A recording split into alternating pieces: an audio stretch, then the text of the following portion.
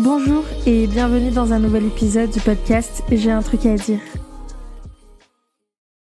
Ça y est, on est le 23 décembre et normalement tout est presque déjà prêt pour demain et lundi si vous fêtez Noël.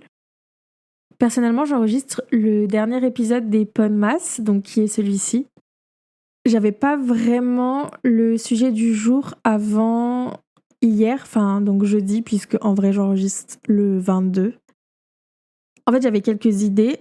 Déjà, en premier, je voulais parler de ma relation à Noël et aux fêtes de fin d'année, mais pour en parler avec honnêteté, il aurait fallu que je parle de sujets dont j'ai pas vraiment envie de parler. Et sinon, je voulais aussi parler de mes intentions de 2024, mais peut-être que ce serait un peu tôt, sachant que le mois de décembre est pas encore terminé, il reste encore des jours à vivre, et je veux pas penser directement à l'année prochaine sans profiter de ces derniers jours de 2023. Alors finalement, c'est la suggestion de l'une d'entre vous qui m'a inspirée pour ce dernier épisode des Podmas. Sur Instagram, je vous avais demandé il y a quelques jours comment vous vous sentez à l'approche de Noël. Parce que moi, je pensais être sereine, mais en fait, j'ai fait une crise d'angoisse. Vous avez été plusieurs à me dire que Noël, c'est stressant pour vous aussi, et ça, même si vous appréciez la période. Et puis, une amie m'a suggéré de parler de ça dans le dernier épisode des Podmas, et finalement, c'est pas mal comme idée, et ça m'a inspirée. Personnellement, Noël, j'adore ça. J'adore l'idée de se réunir et de partager un moment, que ce soit avec sa famille, dans le sens des liens du sang, ou sa famille de cœur, en tout cas avec des gens qu'on aime. Après, ma famille n'a jamais été trop famille, alors j'ai jamais été dans des très grands repas de famille pour Noël. Mais je sais à quel point ça peut être délicat parfois de voir certains membres de la famille qui sont plus éloignés et qui n'approuvent pas forcément nos choix de vie. De mon côté, je m'entends bien avec ma famille avec qui je fête Noël, mais il s'est passé des choses dans le passé comme dans toute famille qui font que c'est toujours une appréhension aujourd'hui, même si en final ça se passe toujours très très bien. Et je suis très contente de les voir. Mais je sais qu'il y a aussi des sujets sur lesquels on n'est pas d'accord, on n'a pas la même vision, et pour ça je fais en sorte de ne pas les aborder. De répondre que je ne souhaite pas en discuter si on essaye de créer la conversation, quoi. Avant, je pensais que j'étais obligée de participer à ces discussions, surtout en grandissant, en devenant adulte. Et je pensais que j'étais obligée de donner mon avis. Et en fait, j'ai appris à faire respecter mon choix et mon droit de ne pas participer. Parce que ça me met mal et parce que j'ai juste envie de passer un bon moment. J'essaye de n'évoquer que des sujets agréables, intéressants, fun, qui me font plaisir. Et qui font plaisir aux autres sûrement aussi.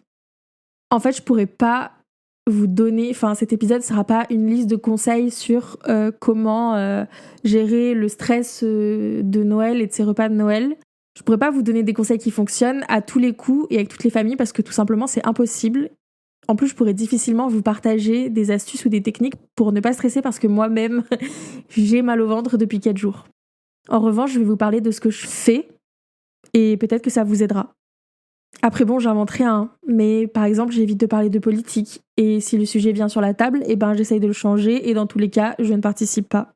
Les sujets politiques sont quasiment toujours des sujets de discorde dans les familles, et à mon sens, n'ont pas leur place si on veut essayer de passer un bon moment avec des personnes qu'on voit peu souvent, ou même si on les voit souvent en fait.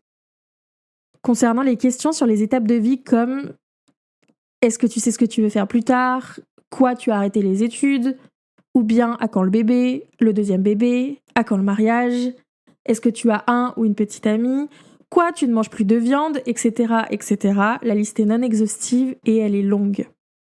Personnellement, si quelqu'un me pose une question qui me met mal à l'aise ou à laquelle je ne souhaite pas répondre, j'ai appris et j'essaye toujours de répondre à un truc du genre je ne souhaite pas répondre à cette question en fait. C'est aussi possible de préciser que ça vous met mal à l'aise, mais vous n'êtes vraiment pas obligé de dire pourquoi vous ne voulez pas répondre. Ça a été un long travail d'affirmer le fait que, de dire non, en fait, tout simplement non, je ne veux pas répondre.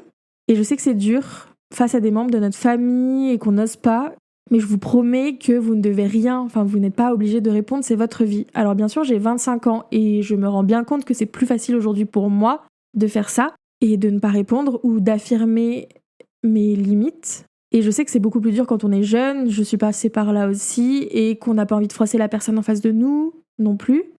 Bien que répondre qu'on ne souhaite pas répondre, ce n'est pas agressif, et ça ne devrait jamais créer la discorde, c'est juste poser la limite de ce qu'on souhaite partager ou non avec les autres.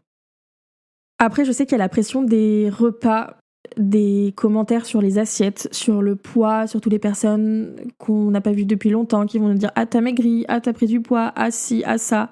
Je trouve ça un peu lié, tout ça. Surtout les repas de fête de fin d'année, on mange beaucoup, c'est gras, etc. Je sais ô combien il est difficile de subir ce genre de remarques qui ne sont d'aucune utilité, si ce n'est nous mettre mal à l'aise, voire même mal tout court. Et encore une fois, la solution la plus pacifique à mon sens, si vous souhaitez répondre, c'est encore soit ne pas répondre, soit changer de sujet. Vous pouvez toujours faire un scandale à table, mais je ne vous le recommande pas si vous avez envie de rester dans la bonne humeur. C'est pareil pour le paragraphe juste avant sur les questions indiscrètes, etc.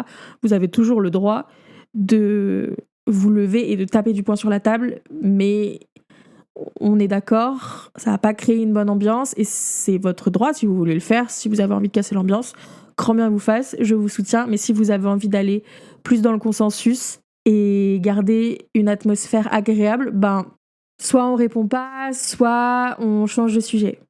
Et je sais bien que c'est pas toujours facile de répondre à des remarques, de subir ces remarques, et que parfois c'est beaucoup plus simple de laisser couler. Et là encore, faut faire selon vos capacités et votre énergie. Ça sert à rien de se fatiguer à expliquer à quelqu'un que vous ne mangez pas de viande pour telle raison si cette personne ne comprendra pas.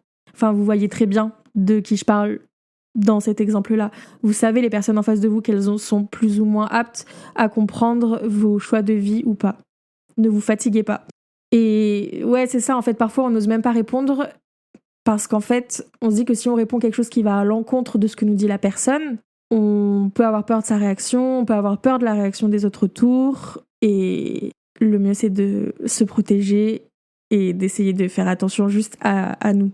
Faites au mieux pour vous sentir le mieux possible pendant ces moments-là s'ils sont inconfortables pour vous. Je vous souhaite bon courage et je pense que mes mots sont assez maladroits et peut-être n'aideront pas. Mais s'il y a un truc à retenir, c'est que vous avez le droit de poser vos limites et de couper court à la conversation si vous n'avez pas envie de répondre.